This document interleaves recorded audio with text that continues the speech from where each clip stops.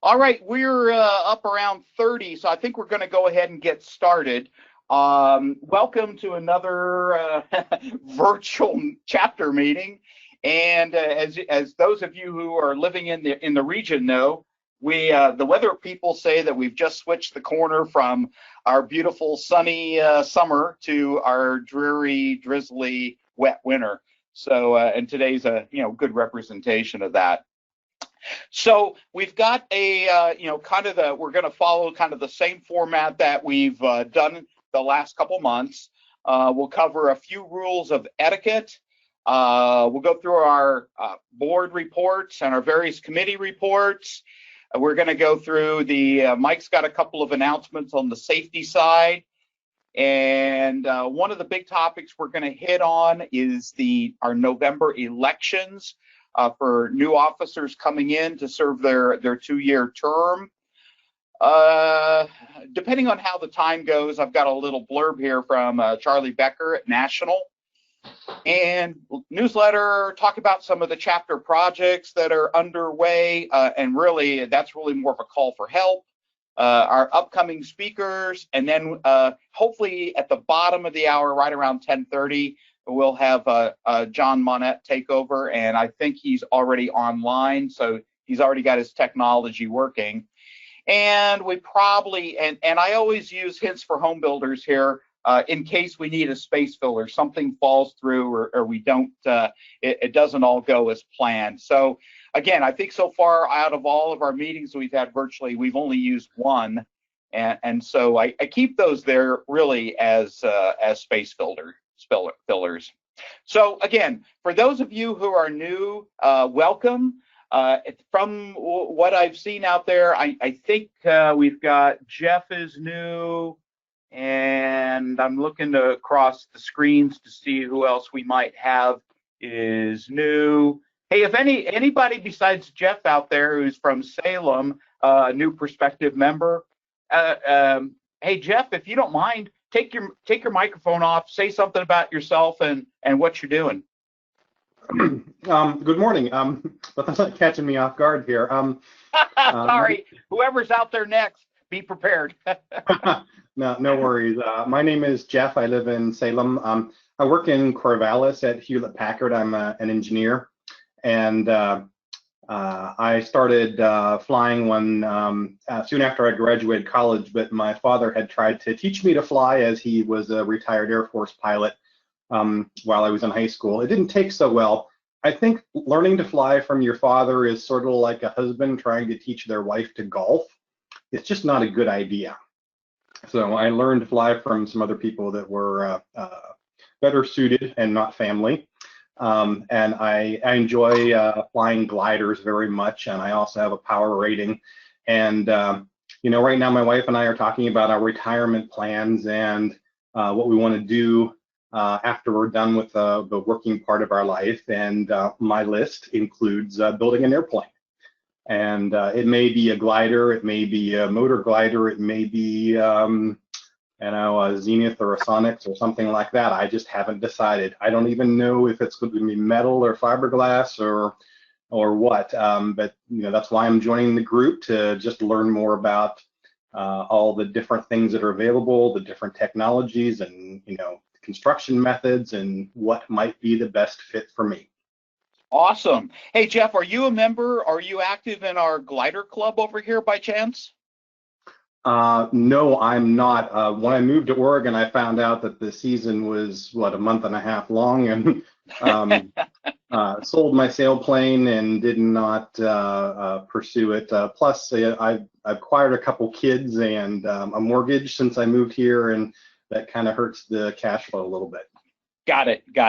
And well, one of the things I'm sure John Monnett's going to talk about is the Xenos motor glider. So that might be, and that probably is why one of the reasons you have an interest. So anyway, welcome to the group. Thanks for dialing in, and we'll be looking forward to get your $35 dues and get you on the membership roster. So anybody else out there? Yeah, thanks. Anybody else out there kind of new to the organization, new to 292? Of course, now that I put John on the spot, Mark, do I see Mark? Yes, hi, Mark Bowman. I'm out in Tillamook, and so I got connected through Ed Storo, who probably many of you know, and I bought a Pulsar XP about a year ago, and so I've come to one meeting in person before joining, and this is the first virtual meeting I've made it to. Oh, great, Mark. You know that there's a Pulsar here on the field that's about midway through construction, right? I don't know if you've had a chance to meet that person or not. No, I did not know that. We'll try to offline. We'll try to put you in connection with them. I'm pretty sure there is a Pulsar. All right. Anyone else? Like to introduce themselves? Okay, great. So as we move along, kind of the rules for today, and I notice most of you guys are really trainable. You have your microphone already in the mute position. If you can, do me a favor and mute yourselves when you're not speaking. Rule number 2, please, if you have a question, unmute and ask question. This is intended to be as interactive as we can possibly get under the circumstances.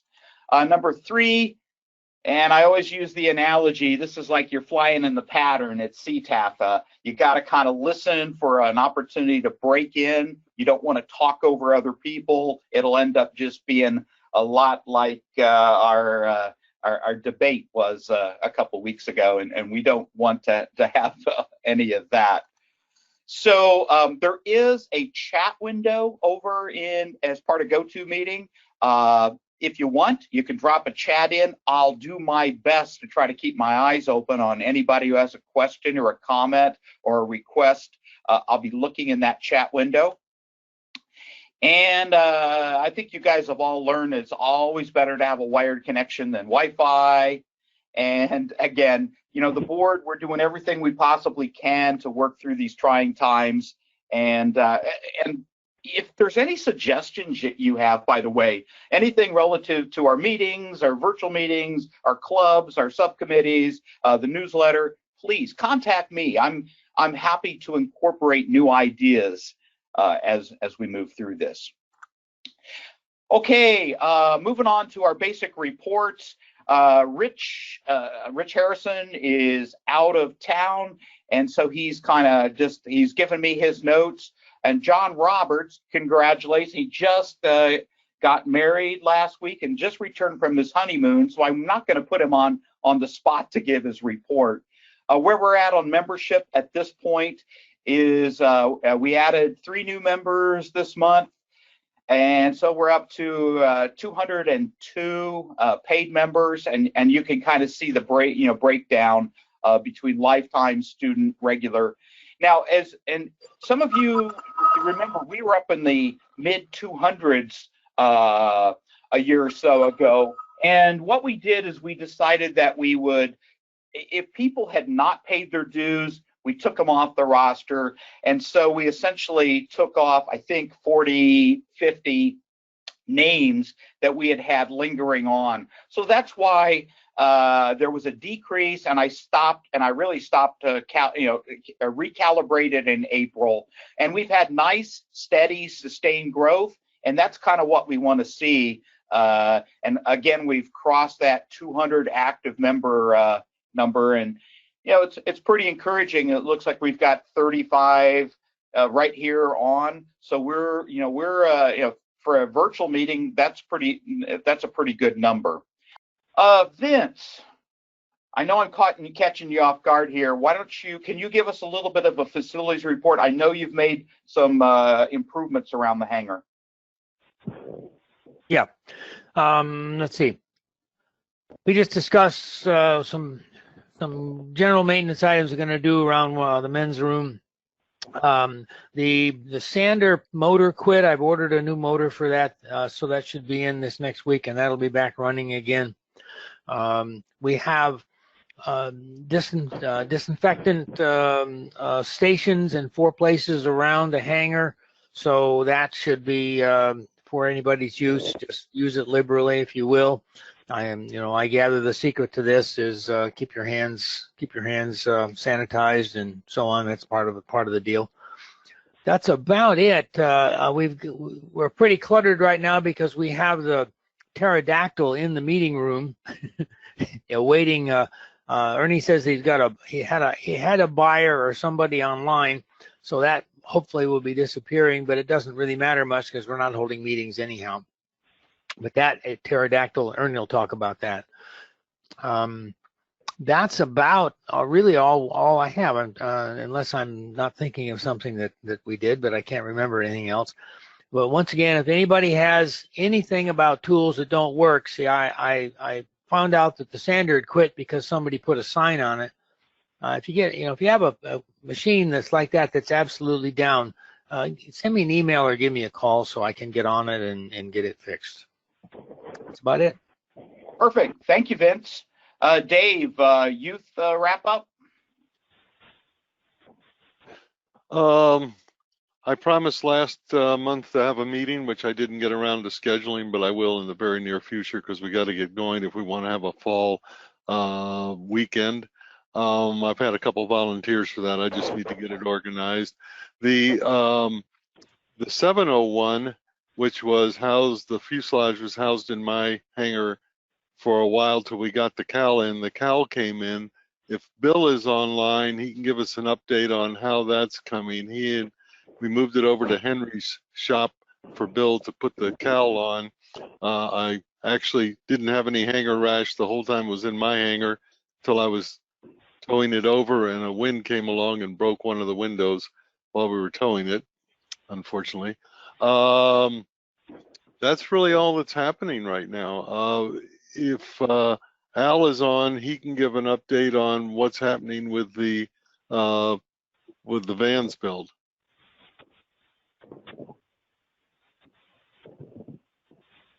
You there, Al? I see there he's back there in the hangar. See, yep, perfect. Hear me now? Yep. Okay. Well, we are working, as you can see from our video. We actually have a live feed.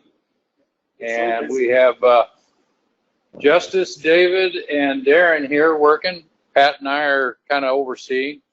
We've still got the fuselage in progress. The parts bin, I don't know if you can see underneath the box there between the boys, but that bin is getting very empty. So hopefully within the next few weeks, we'll see the finished kit for the fuselage. That's the canopy and the joining features, probably the fuel pump system and all that goes in there inside the fuselage. Hey, So Al, for the new members, can you just restate what the project is that the youth group's working on? Okay, yes, this is an RV-12IS. So this will be the injected system, 914 in fuel injected, non-turboed version. And there's a lot of changes in the fuselage and the fuel tank and some different areas. So this kit originally started out as a regular 912 and was donated to us. The person who purchased the kit and asked us to put it together is actually wanting the IS, so he stepped up the funding to pay for the upgrades. So that's where we're at with it at this point. We're working hard, or sort of, kind of. We're kind of watching you guys right now. And Al, just to restate, you brought the kids back in starting last week. How's that going? So far, so good. We're missing a couple today. Kristen didn't make it this morning, so I'm not sure what happened with her.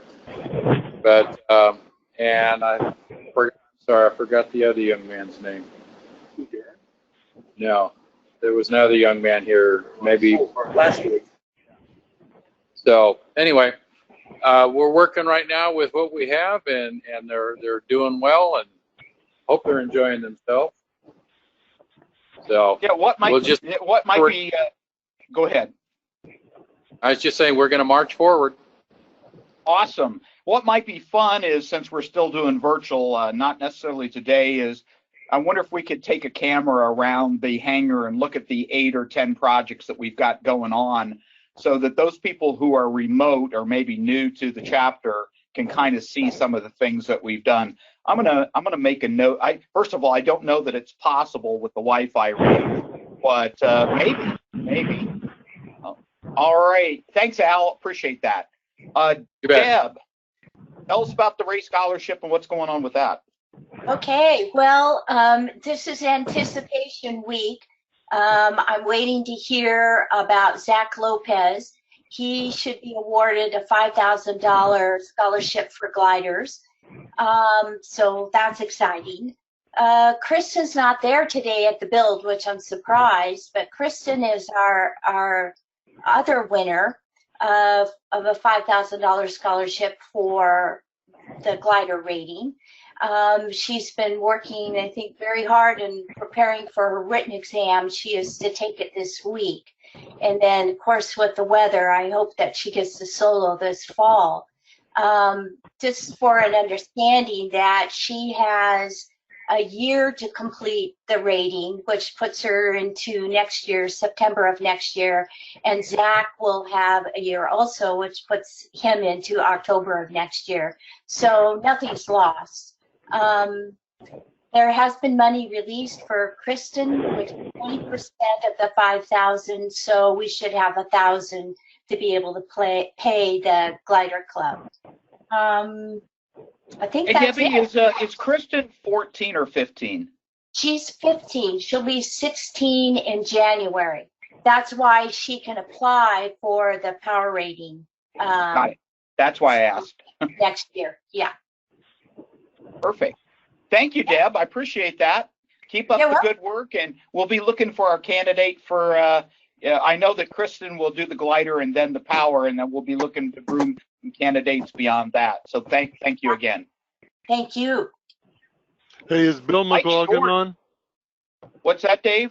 Is Bill McLaughlin on? If so, he can give an update on the 701. Yeah, I'm Hey, on. Bill, are you there? Yes, do you hear me? Yep, sure do. Why don't you tell us about the 701 and Cal? Okay, well, 2 weeks ago, Friday, we received the cowl, and Henry and I have been working very hard to get that done, and I think it's about ready for paint. It's been mounted. So we're making real good progress on it. It looks, I can't believe how light it is. For those of you who don't know, it's a carbon fiber cowl, and it weighs just a couple of pounds. Probably the fittings and the hardware is going to weigh more than the cowl does. So it really looks nice. So thanks, Bill. One other thing that happened is we discovered that the plenum on the engine, the mounting flange had broken. So we've come up with a better way to mount it. We've got a new flange welded on, and so that's another thing that's happening is along the way. That sounds like a manufacturing design flaw.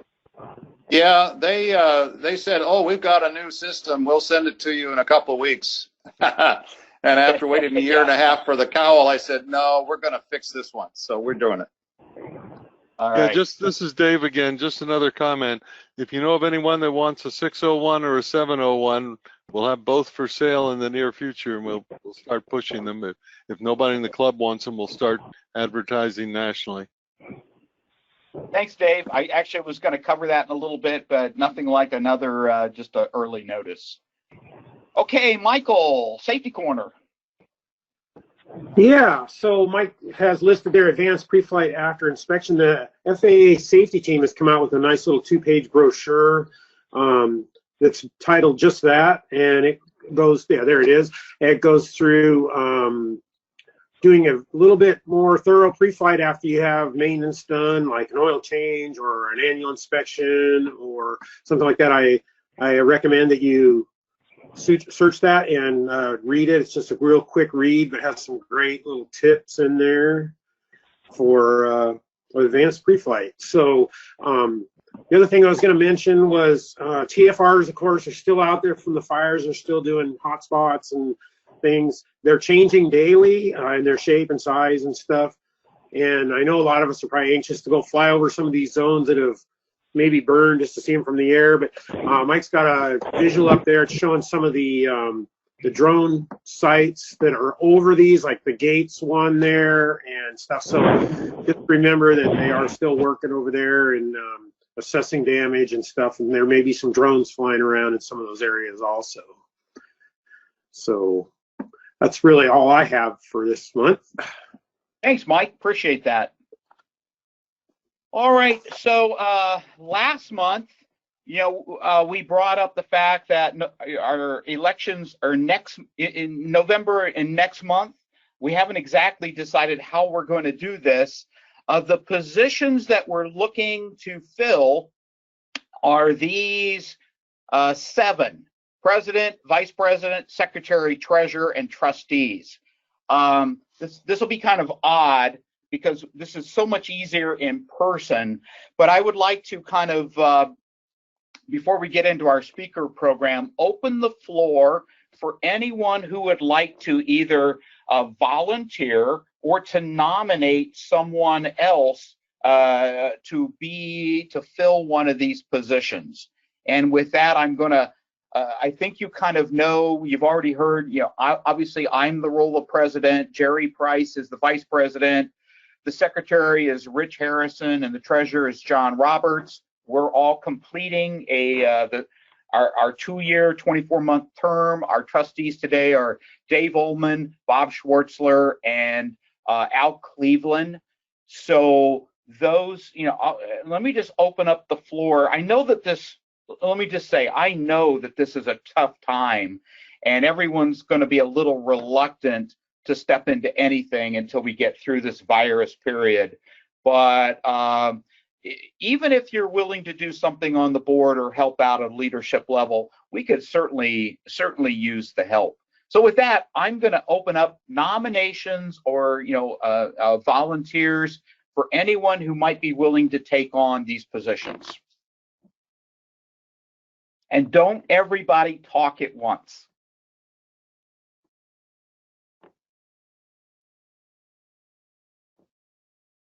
Yeah, that's kind of what I thought might happen. Okay. Let me just say this about that. We have a plan B. And if the membership is willing and accepting and will do this, I've actually twisted the arms of all the existing officers to be willing to run again for the next 2-year cycle to kind of get us hopefully through this virus phase. So we're going to be happy to accept anyone who wants to volunteer or be volunteered for these positions. But a fallback will be is if we do not get volunteers or nominations, each of the board representatives are willing to stick around. So I'm not going to spend a lot of time on this. The board all thought that this would happen. It's very, very hard to do it remotely, but I did want to let you know that we do have a plan B, and that's kind of where I think we're at this point. Any comments? Would anyone like to get on the soapbox and make a soliloquy about where we're at on this, or have any other ideas? Go ahead, Deb. Okay. Mike, as we talked yesterday, and since we have some young people watching, would you like to explain about what we talked about of having a youth on our board? Absolutely. Thanks for the reminder. We have a series of appointed positions, and you can see facilities, youth program, and those are represented by Vince and Dave, and Debbie is doing the Ray Scholarship, Ernie's the Builders Group, and so forth and so on. It has been suggested that we add 1 or 2 youth members to the board to let them start participating, give us ideas, what we could do to better improve our programs, both from overall the chapter and also from the youth side. So Debbie has and Dave, maybe before we get into naming names, we're looking at making a youth position available on the board, just so that we also some of the things that we're dealing with are new to us. For example, Facebook. I know that about one of you, and that's probably me, does Facebook. But there's a lot of young people, including the teens, and also people in their 20s, 30s, and 40s. That's how they get their information. We need to do a better job understanding some of this social media and understanding how to get our messages out. So we think that having some younger people on the board, specifically youth, from our youth group, is a good thing. So Deb, I think that pretty well summarizes. We'll come back around and talk about specifically who those nominations might be. We'll do that at another time if that's okay with you. Are you asking me? I'm just saying, are you okay? We're going to do it. We're proposing to do that, and those will be appointed positions, not voted positions. Agreed. Thank you. Right. Anyone else have any comments?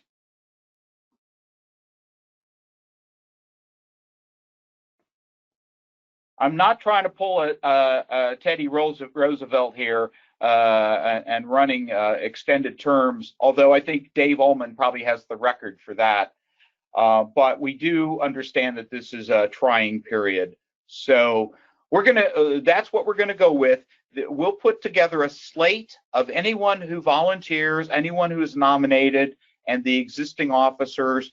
Probably I'm going to have us do this electronically on a survey or solicited form or something, rather than trying to do it in a meeting. So anyway, just FYI, that's coming out. We are running really good on time. Just right now, as Dave mentioned, here's where we're at with our ongoing chapter projects, not including the RV-12 from the youth. Ernie is in the final stages of wrapping up the ultralight, the pterodactyl. That's for sale. We're finishing up the Kolb Mark III. That's going to be for sale. The Lancer 4P, we have a buyer for. That project has been somewhat on hold. We're hoping that once Henry wraps up his work on the current 4P that we're doing, we'll start getting that a little more focus. And I know Bruce Patton and some others have put some effort in these last few months.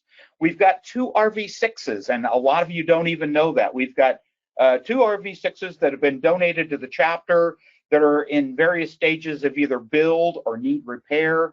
And we're going to make a decision whether we go forward with those projects, sell them off, to be determined.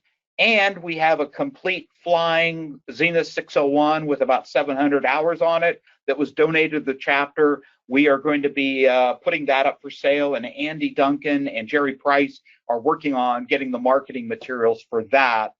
So if you have an interest in either working on or purchasing any of these, remember, this is our model. The proceeds go to the chapter, and then they continue to fund the activities and things that we're doing.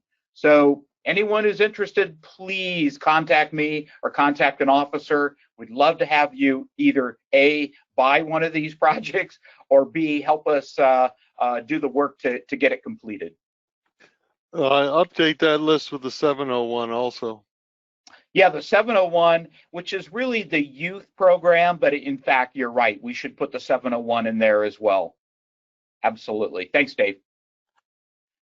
Okay, before we kick this off to John, this is where we're at with our upcoming speakers. This month is John Monnett. Next month is going to be somebody that many of you are not familiar with. Dave Hertner, the new president and owner of Fisher Flying Products, is going to join us.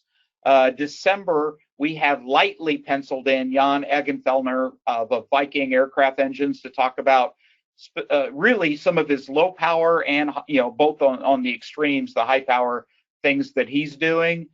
January, where Dwight Hoover's going to talk about his Apex powered Zenith 701.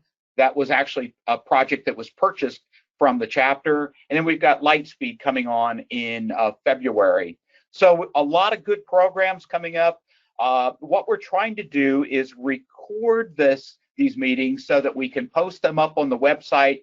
We recorded Barnaby Wayne Fang's last month. We just haven't got it posted up there. I know several of you have asked me, can we get those recordings? So yeah, we'll be doing that. And with that, John Monnett, I know you're out there. I saw you earlier. Where is he? Oh, there he is. Hi, John. Morning. Morning. I'm going to pass you presenter privileges, and you'll have to accept the token, and the show is all yours. All right. That's now you can see us. There we go. There We're we in go. business. Apologize, guys, but it's like, oh my goodness. Well, anyways, this is where I come to work in the morning, and this is just the other day when I was coming up, and there's all this haze.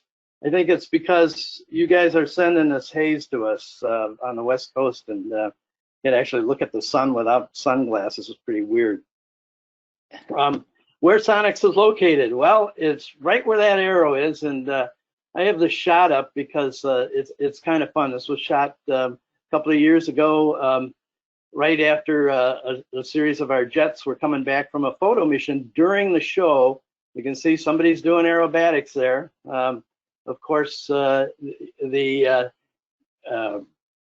of the air show activities are right across the runway from us, so we don't have to go very far to get to our display booth or any of the activities. It's a really good place for us to be able to watch the air shows and watch when we're not in our booth, and it's just a neat thing. So if you ever come to Oshkosh, we're on the east side of the airport, and you can come and visit us.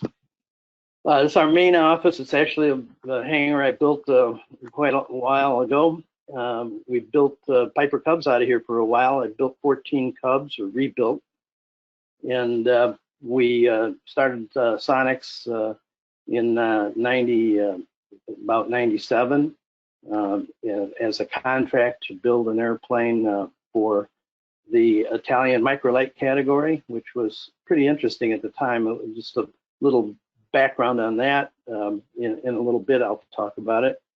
It's also where we have the Hornet's Nest Cafe, and this is kind of a local joke because this building is sometimes the political center of the airport. And as I've told several ex-airport managers, it's a hornet's nest. So when they step in, they might find that it could be in trouble if it's not being run properly.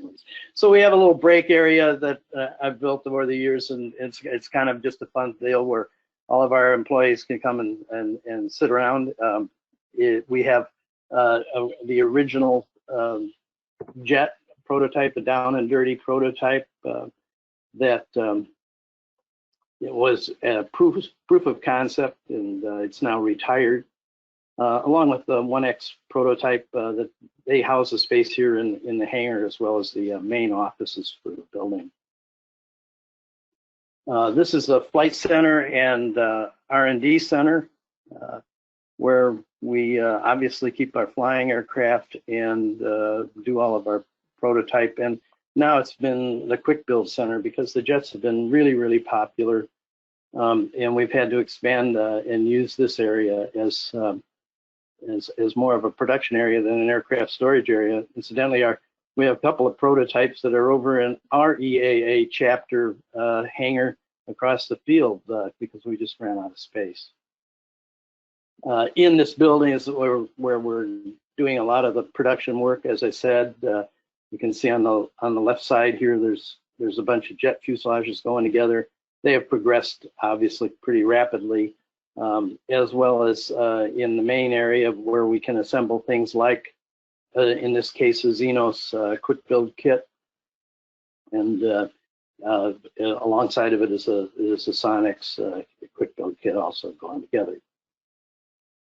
We have a warehouse which we've added onto, and I won't bore you with all the shelves and parts and pieces that are in there, but it's very well run, and we're happy when people come on the tour to see how well organized this area is. I'm very proud of our warehouse manager, Steve, that does a great job.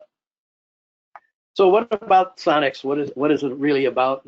We talk about the design elements, and I've listed them here. Really, most of our airplanes are made out of 6061 T6. It's pretty efficient. It's easy to work with. Strength, capability, just like 2024 aluminum. It's one of the reasons there's so many DC-3s around. You know, we have a Concerned Basler Aviation that converts, turbine converts DC-3s on the field. And those airplanes have been around for a long time because they're made out of 6061 T6, which is really corrosion resistant quite a bit. One of our philosophies, of course, and I've built in my designs for a long time, it's a simple Hershey bar wing. It not only simplifies construction, but has the best stall characteristics, handling characteristics that most airplanes have. And we basically, our airplanes are boxes, simple boxes that have rounded cowl and canopy. It's an airfoil lifting fuselage that gives it its distinct look. All of our airplanes are aerobatic, and they all have removable wings or folding wings for transport. So that gives us a little more utility. And they're smaller airplanes. They're sized for the power plants. So, you know, initially, airplanes like the Sonex were based on small VW conversions, and we've sized the airplane so that they can still have a reasonable useful load and endurance, but are smaller and more compact. They're all LSA qualified except the jet, of course. And that's an important thing since we're transitioning to that kind of thing. We always say that the Sonex is a thoroughbred sport pilot airplane because, again, it was designed for the Italian microlight category, which was really interesting.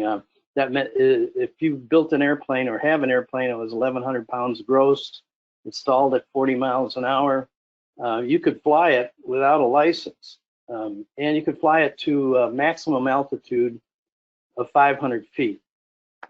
And on Sundays, you could fly it to 1,000 feet. So that's always kind of an interesting thing. But that microlight category became the prototype for what we now know as sport pilot.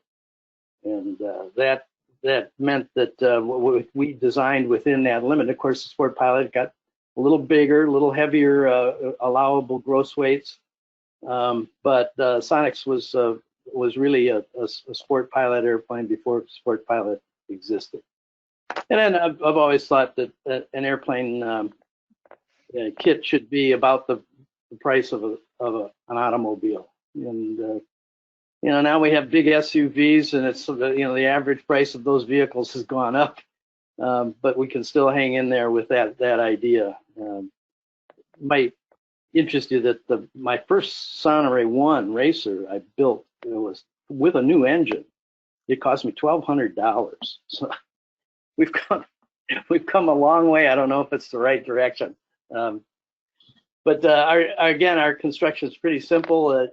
We can see we have just a basic framework. It's built like a model airplane. The longerons are usually straight, so this fuselage can actually be built upside down on a table, so you don't need any special fixtures, etc. So it's as straightforward as possible with the use of pop rivets. We use stainless steel rivets.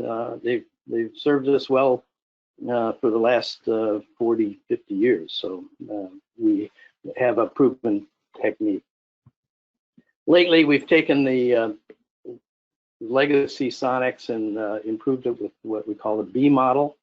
It has wider cockpit forward and more fuel capacity, and it has a lot of variations. This is YX, which is essentially the same as a Sonex, but it has a Y tail. And what is a Y tail? A Y tail is different than a B tail in that it has a sub rudder that actually is is part of the closeout for the fuselage. So this prevents a little bit of the perverse yaw that an upright V-tail normally has. So the handling characteristics are about the same. If you're in a YX or a Sonex, you wouldn't know the difference unless you had a rear view mirror. One of the things we mentioned earlier was the Xenos, which is now the B model motor glider.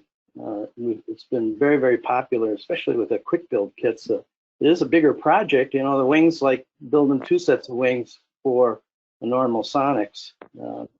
But this airplane has a lot of capability, and it actually has morphed into, I'll talk about it in a little bit, UAV design. But has the same amenities, cockpit. Actually, this cockpit picture in the lower right is typical of all the Sonexes. They share the same basic cockpit layout. And then there's the 1X. This has continued to be popular. It keeps growing in popularity, and that's really gratifying, because my late son, Jeremy, was the primary designer of this airplane. Of course, a lot of help from Dad, but it continues to be a really neat airplane. So basically, tricycle or standard gear, like all of our airplanes, are available. This one can be converted back and forth if you wanted to. It's pretty simple with a bolt-in nose gear assembly, and moving the main gear, it can be switched from either tricycle gear to standard gear. And you know, single place cockpit, simple instruments. The picture in the upper center of the screen is a depiction of a standard T hangar and how many airplanes you can fit in it, which is really, you know, it's important. We have one of our flight center where we could have about 22 airplanes in there, which is pretty amazing. So the folding wing deal only takes 2 minutes actually, and it is really works well. Of course, we have another phase of our business, which is our aero conversions in all of the accessories that we make for different things on the airplane, like tail wheels, etc. But I'm proudest of the development we've done with the Aero V engine since the Sonex. Of course, we were building VW conversions back in the 70s and 80s, and so I've gained a lot of knowledge about these engines. Our engines are a little different. We have our own, of course, proprietary crankshaft and hub assembly. It's a different crankshaft than one you just get out of a car. It's a stroker crank. These engines are a little over 2 liters in displacement.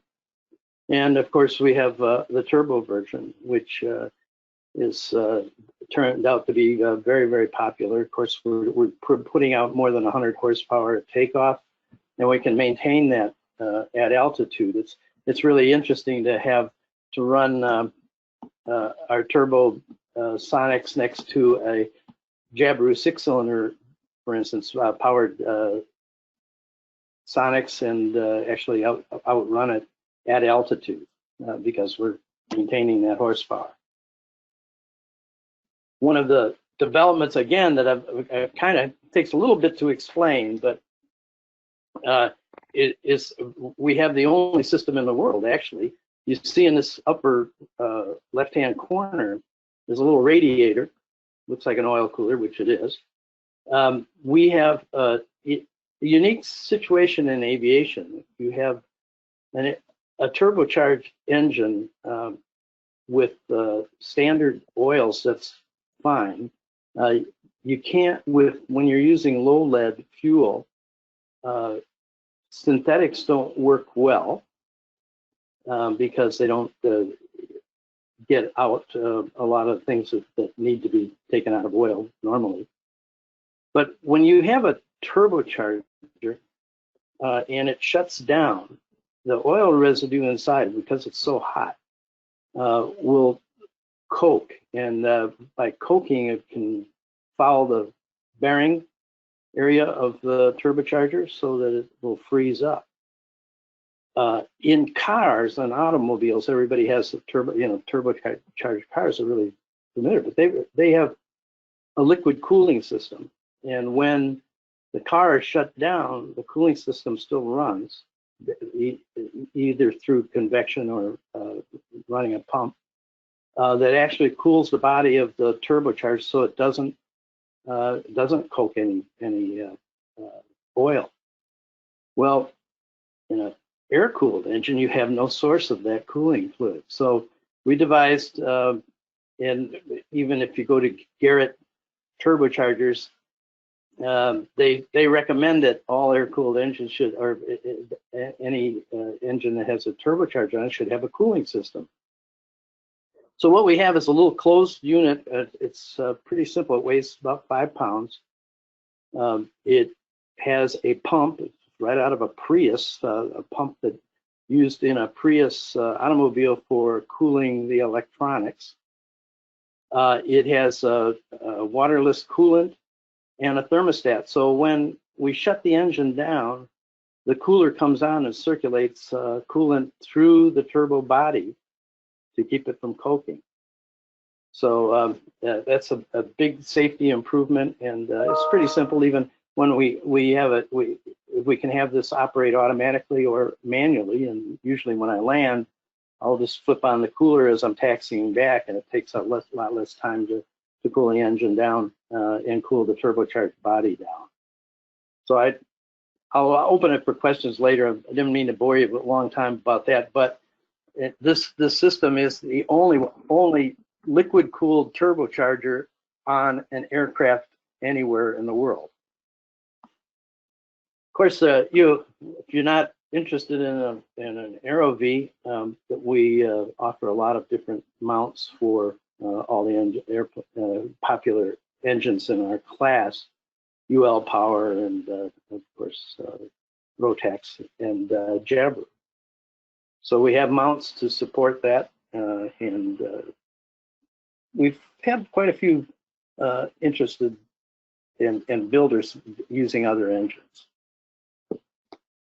And then there's a jet.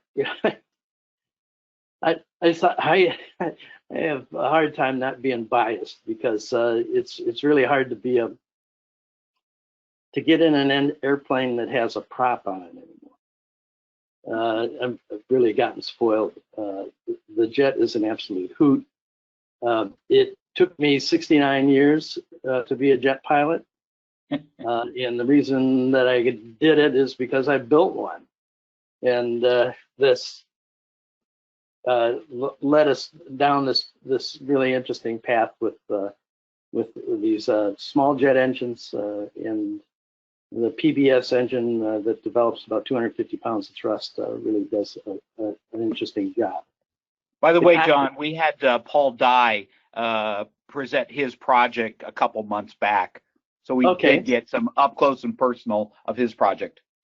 Okay, awesome. So you're very familiar. I won't have to spend a lot of time on these slides, but this is our factory prototype, the little airplane we call Sharky. It's got the shark nose on it, and it's pretty straightforward to run. You've got the throttle on the left side that you just move up to the detents to the start position. The engine starts by itself, and once it comes in, it starts to idle. We're ready to rock and roll, and just push the throttle forward. When you're going to terminate the flight, you bring it back past the detent, and shuts down, cools down all by itself. So very, very automated. I have a picture here too of the fuel tank is behind the seat with all the fuels on the center of gravity, which makes it really pleasant to fly. You're not changing pitch a lot. So what do you need to fly an EAV jet? Well, you need a private pilot's license and a letter of authorization, which is kind of like a rating. It becomes part of your license. Like my license says I'm qualified to fly a Subsonex. You have to do a little bit for that. You have to demonstrate that you can fly the airplane. So you actually get a temporary LOA, fly the airplane, and then demonstrate it usually through a video program. I think Paul probably explained that. And then you're issued a final and permanent letter of authorization. Basic med or better. I'm flying with basic med now, and some experience with jets. This is the funny thing. When I went to get my letter of authorization, they said, "Well, you've got to have some turbine time. You got to have some familiarity with the jet." So, a friend of ours was flying a corporate jet. I flew in the right seat of a Citation on a short trip, and that's qualified me for experience with the turbine. Actually, I get more experience turbine flying sitting in the back of Southwest with a cocktail. So it wasn't a big deal. But we have a program that's run in Albuquerque to fly what we call the bonus jet, which is a glider that has the same engine in it. It's a two-place glider. It has about the same sight picture as you have in our jet. And you get the operational characteristics of the engine, which isn't very hard at all. And you get signed up for a letter of authorization there, and then a temporary letter of authorization to fly the jet that you build. I just threw this picture in because I love it. There's two pictures of one is at Sun and Fun on the left, and one is at Oshkosh on the right. So the time lapse of Bob Carlton doing his night air show. The airplanes carry 35 pounds of pyro on the wingtips that are all computer fired. Once they start the ignition process, they have all these dirges and mortars set up to fire as he dances through the sky. It's pretty spectacular show, I think, and it's really taken our jet to another level, which is so much fun. And of course, Bob campaigns that airplane, one of our airplanes, throughout the country during the normal air show season, and unfortunately this year that's been pretty limited. So I thought I'd just talk a little bit about some basic news. It's nothing earth-shattering, but the Sonray and that I designed back in 1971. I've always retained the rights to the design. I've always permitted other people to market it when I was doing something else. But over the years, we decided that we should bring it back, and we have. So we're now with the Sonray 1 and 2, offering plans and components again. We're expanding that as much as possible. And I've been really amazed at how much interest over the years and how many sets of plans we've sold, which is in the thousands. And it continues to be popular. And since we introduced this, we had to go back and reprint plans in another batch. So it's a good thing. The Sonray is kind of straightforward. It has all of the same characteristics that we carry through today in the Sonex designs. It's the folding or removable wings. It's aerobatic. Of course, the original one was designed for Formula V racing, and they're delight to fly. They're not a big man's airplane, and I got to laugh a little bit about that because the front cockpit is pretty small. It's like a Piper Cub in a sense. And that's the way I always looked at this airplane. It just is a high-speed Piper Cub. Very, very simple instrumentation. I still have the altimeter sitting on a shelf behind me that was a little automotive altimeter with just one dial. It was a non-sensitive altimeter that we had in here. And we kept this airplane very light. The Sonray 2, if it's built properly, can be built for under 500 pounds. So it performs well with small engines. And then I got to update the Subsonex T. We call it the T. It's a two-place version of our jet. It's coming along well. It has had to be put on the back burner for a bit because of our military contracts in the other part of our business called Sonex Aerospace. But we're continuing to work on it. Most all the engineering's done. I'm promising to have this prototype at Oshkosh this year, and it's going to be an exciting airplane. It'll turn out to be one of the lowest cost jets ever, and as a trainer, it'll be invaluable for inexpensive training for flying jets.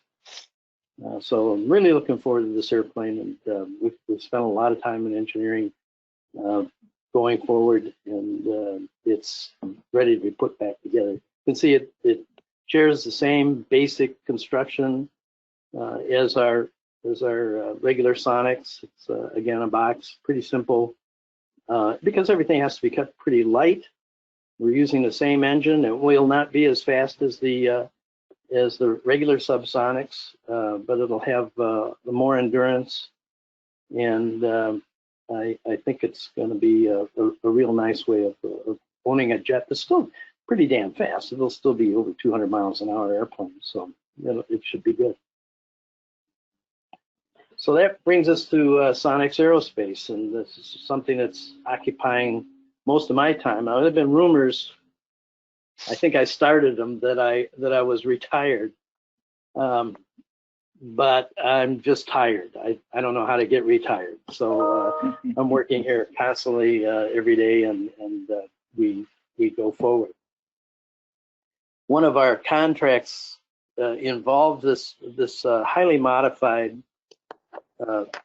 version of the Xenos. It's called the Teros.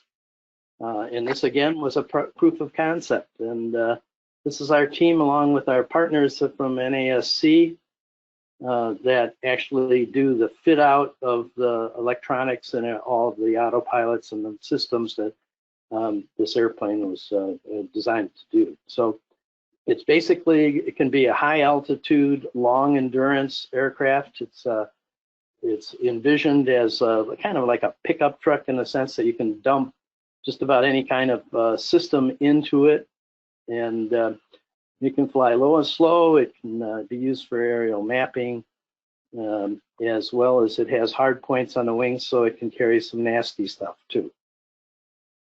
This was really a joy when I went to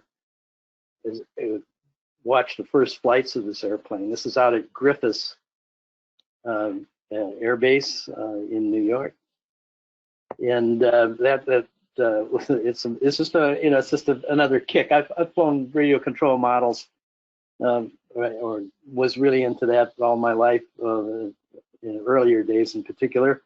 And this is like watching a big radio control model, and it's amazing what it does. It's a little clip of it just leisurely flying along. The systems are very, very sophisticated, though. This thing is called the Mobile Operations Command Trailer, the MOC. It has this one in particular has actually 3 flight stations. There's a pilot, co-pilot, and an engineer, and then there's another complete backup system that's running in case they lose anything with the system for controlling airplanes. So they have a backup. You see we have like a normal EFIS, a aerial view of the like a GPS map, and programming capability. So this airplane gets programmed to fly a certain flight pattern, and it can do it very, very accurately. So it maintains, the autopilot maintains altitude. It does a hell of a lot better job than a man can go fly in this airplane. And it's flown from initially on takeoff. The control console looks like your basic radio control transmitter, but it's hooked into the system, and all of the tracking and data is pretty remarkable. So here you see what a pilot's eye view of it is, and that's Griffiths airport down below. This was in January. I don't know why they did it in January. I was freezing my ass, but anyways, it was fun to watch. And this airplane is very, very quiet. This particular one is powered by an Aero V turbo, and at altitude, when it's flying over the airport at even 2,000 or 3,000 feet, and motoring along at about 60 miles an hour, you couldn't hear it. So it's pretty amazing. Of course, this can go to really high altitude. Well, that was a proof of concept, and that one is the one on the upper portion of the screen. The lower portion of the screen is the second or C model.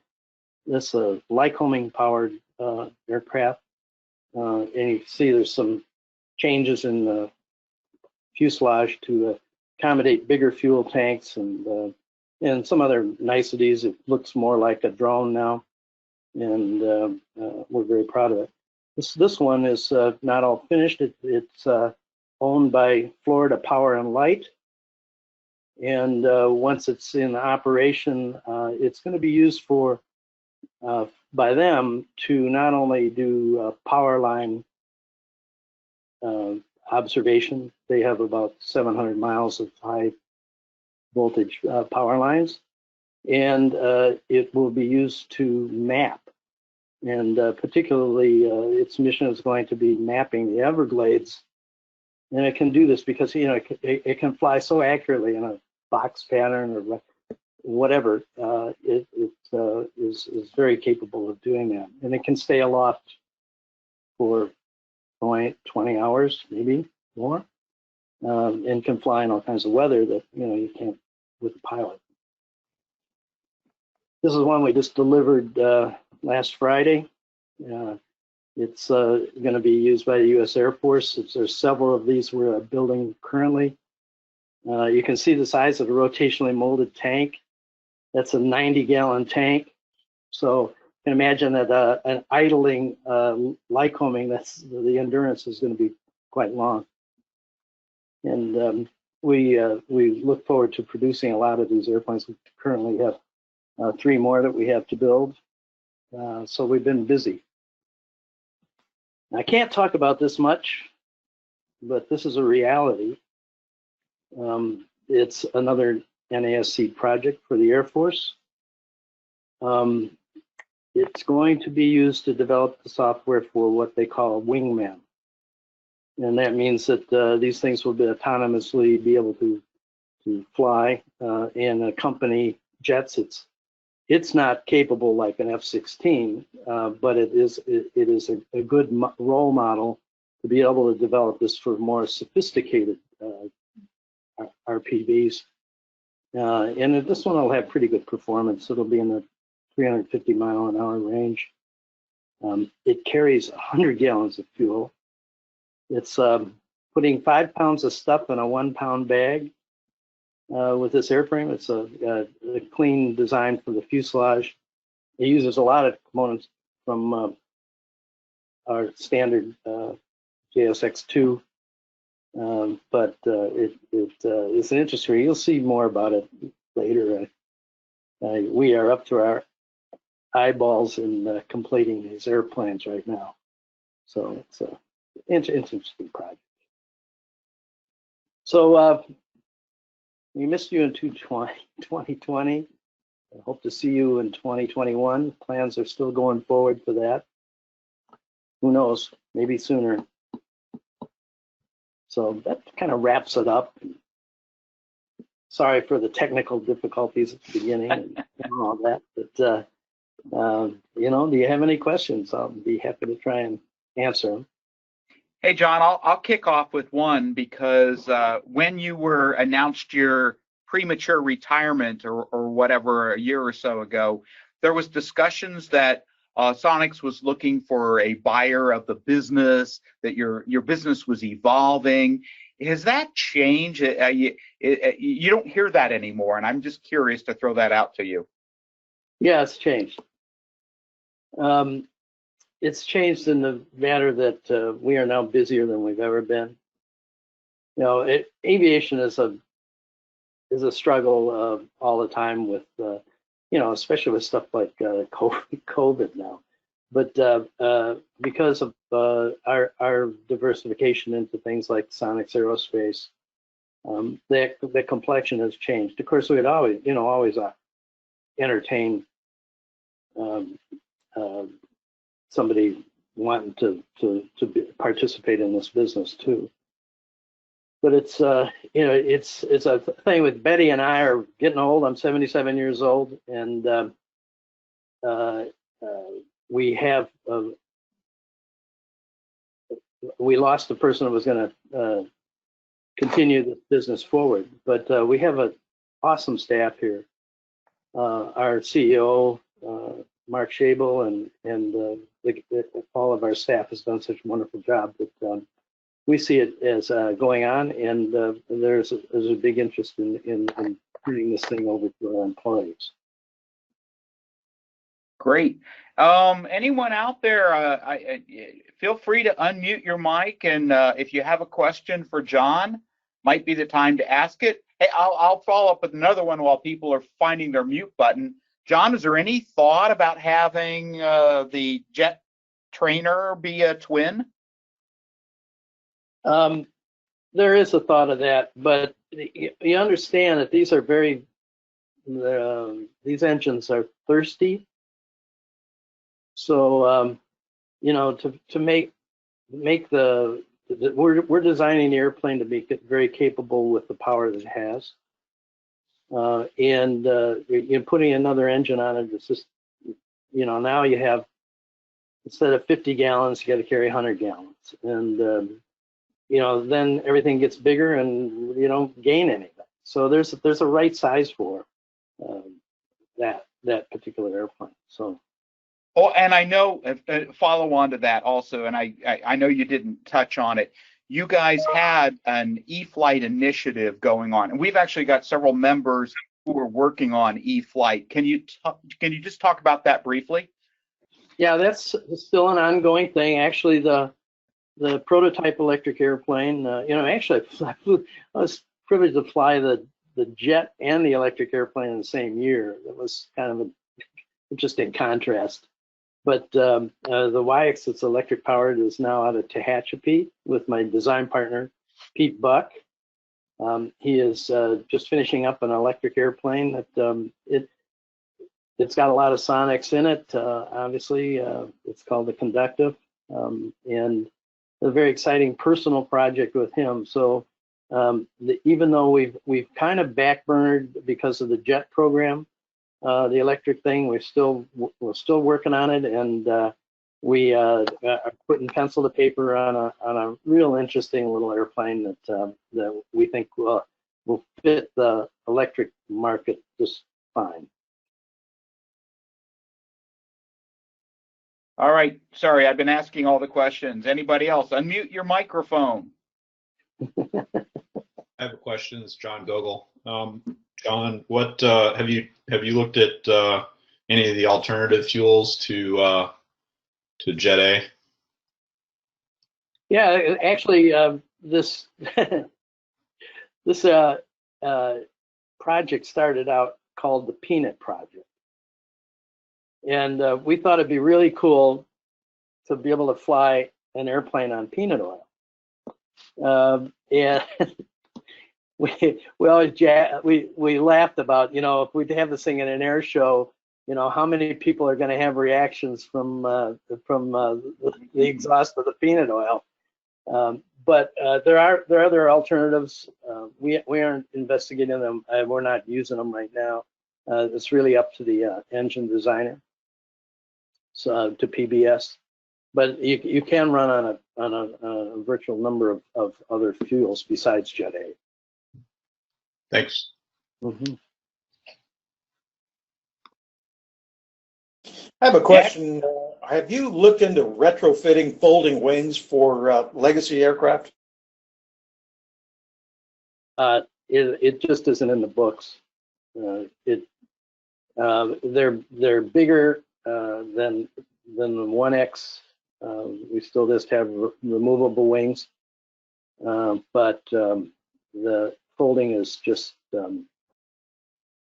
it's just, it just doesn't work. We have looked at it, yes, very, very lengthy time. Thanks.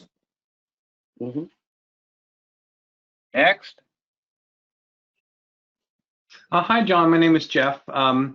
And I was very interested in hearing about the turbo AeroV and the cooling system for the turbo that you've implemented. Maybe you could help me understand some rumors or things I've read about the turbo and what people are sometimes referring to as a seasoning period or a time period when a new turbo is more prone to environmental conditions during rest between flights, and that tends to go away after the turbo gets what they're calling seasoned or broken in. Do you have any idea what I'm referring to, and can you comment? Yeah, yes, and normal turbo-powered aircraft have the same problem. And not problem, but it's just an issue that, it's just like breaking in an engine.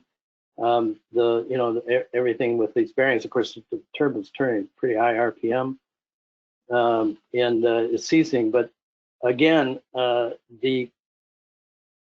this turbo cooling system has alleviated lots of problems, and that's the problem of coking. And maybe I didn't explain myself well enough that if you could run synthetic oil in, say, an AeroV, then and you can, you wouldn't have the problem with coking in the turbine because that oil stands up at a much higher temperature. But if we have to use normal oils, which we have to use with 100 low lead, we can't use 100 low lead with the synthetic oil. So that presents a problem, and I'm not a big advocate of auto fuel because there's so many variations in the formulations, like winter and summer and different climate changes that we never know quite what we have. There's a lot of ethanol in fuel, etc. So, I just think if you can't afford whatever 4 gallons an hour that the airplane flies at, it's probably in the wrong spot. But the turbine cooler is a big thing, and again, we're very proud of it. It's sort of added, it's taken away so many problems that we had with the turbines coking.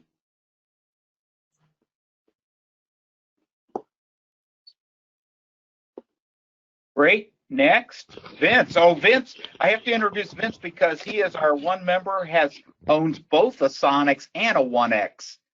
Ah, okay. Yeah.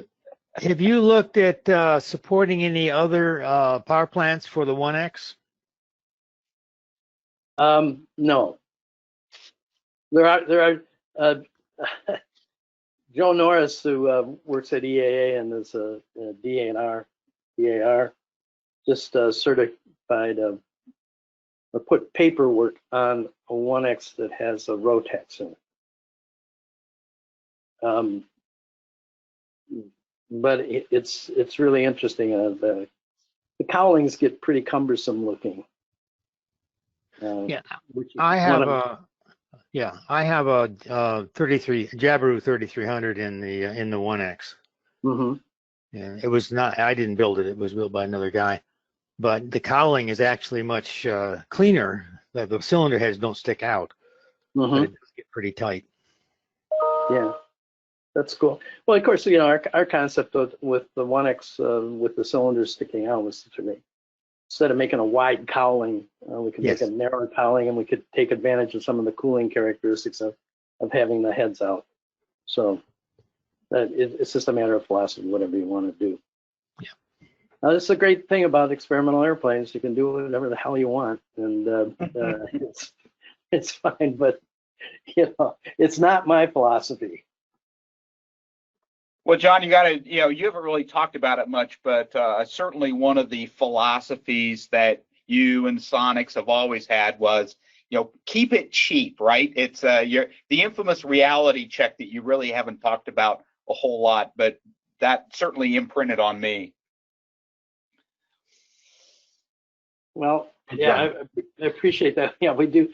That's the whole meaning of our logo. That's the big reality check. It seems like you're always behind a cloud and waiting for the sun to come up. And it is, selecting an airplane that meets the mission is really important.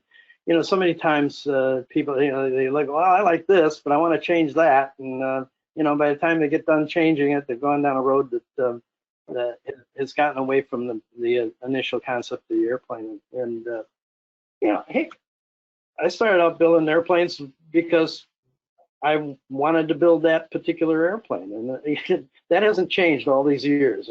I build the airplanes for myself. And selfish as that is, that's what's led to a lot of other people having an airplane that they understand the mission of, and having some fun with it. And I can absolutely attest to every change that you make, and I've made a couple, adds weight. Yeah. There's just no getting around that. Yeah. Yeah, it does. It's just interesting. Everything that we want, amenities. Looking at the Sonneray of the past, it had a little simple, 1700 cc engine in two-place. We flew it all over Hell's Half Acre with that small motor, but the airframe was very efficient. It didn't have electric starting. We had a gel cell battery to run a radio. Luckily, we were able to get a radio. It all grows up, and the airplanes, like we say, are sized for their mission and for the horsepower that's available to do a decent job. And there's some options. So I've kind of stuck to my guns on that, and let's make it work. I have a question. When will the two-place Sonex jet be available, and how much will it be, and how much slower than the single-place, and what will be the range? Are you going to carry a lot more fuel? It'll have over a 2-hour range with reserve. It'll cruise over 200 miles an hour, and that's not too bad. It'll be available. It'll be available not a minute after it's available. It's only going to be available when it is. So, as much as we like to, say have deadlines, that's just not a practical thing the way our business is going now. And we're constantly looking for more staff, and we're trying to accommodate all these various projects that we have. Believe me, it's one of my primary missions is to get that two-place jet flying so I can fly. Henry, put in your order now. Yeah. I think we're all chopping at the bit. Jet pilots. Yeah. We actually. What is the cost of a jet engine? I'm sorry, I didn't hear that. What is the cost of the jet engine? The cost of the jet engine is a mere $60,000. Okay. Are they looking at making any with, say, a greater thrust than 250? Yes, there are some that are available. Actually, our engines are derated, and they're derated for longevity. Okay.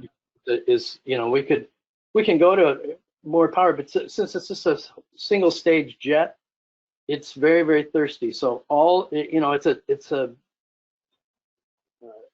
it's just a building thing where you can get more power out of it, but it's going to burn more fuel. It's just like anything else.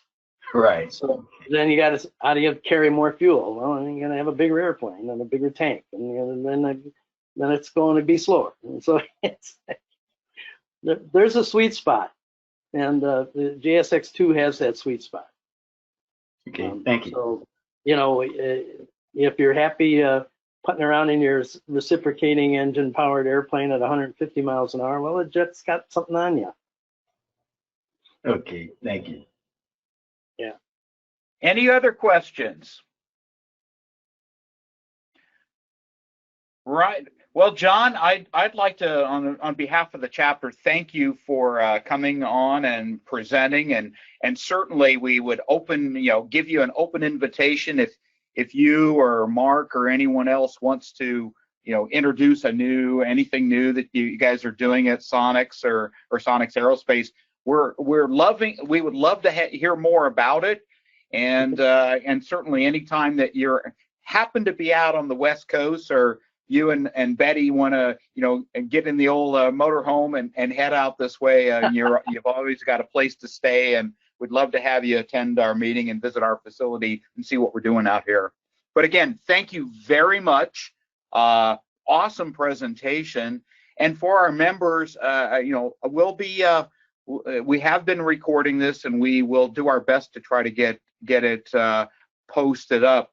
And before we shut our meeting down, does anyone have, or John, anybody have some closing comments? Well, I want to thank you again for the invitation, and it's a nice way to spend a Saturday afternoon. And hopefully, and I'm happy everybody has patience with my inept. No worries, no worries. And, hopefully some of us or half of us or whatever the number is will be seeing you out there next summer. That is certainly going to be our goal. Yeah, and we always have tours going back and forth from the air show, and you can come over and visit our facility. So it's, we're looking forward to it. Again, I was talking to Joe Norris. They're trying to figure out how that's going to happen next year at EAA, and of course Charlie Becker is I'm involved with very much on a weekly basis. So that's I know that everybody is looking forward to it and trying to organize it. And, hopefully we'll get through this and be here next year. And hopefully you guys will be having your party, your open house on Sunday for all the Sonex people who want to come in. Exactly. Yeah, we almost tried to do a late fall fly-in here and open house, but that didn't come to be because, again, we're still not through this episode. All right. Well, on that note, thanks again, John. Thanks again for all the members who participated. We're going to call it a day, shut her down, and we'll be getting some more information. And I am looking for newsletter information, articles, input, content. Anyone who has something for the newsletter, please get it to me. I really would appreciate it. And on that, thank you. Have a great day, and we'll be talking again here in a few weeks. All right. Thank you. Take care. All right. Great. Bye-bye.